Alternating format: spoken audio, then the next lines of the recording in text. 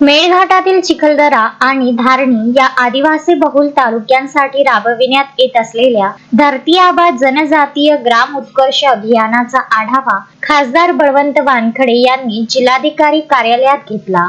या अभियानांतर्गत शेवटच्या घटकापर्यंत शासकीय योजनांचा लाभ पोहोचवण्याचे आवाहन त्यांनी केले। अभियानातील 304 गावांमधील पात्र लाभार्थ्यांची यादी तातडीने तयार करण्याच्या सूचना देण्यात आल्या।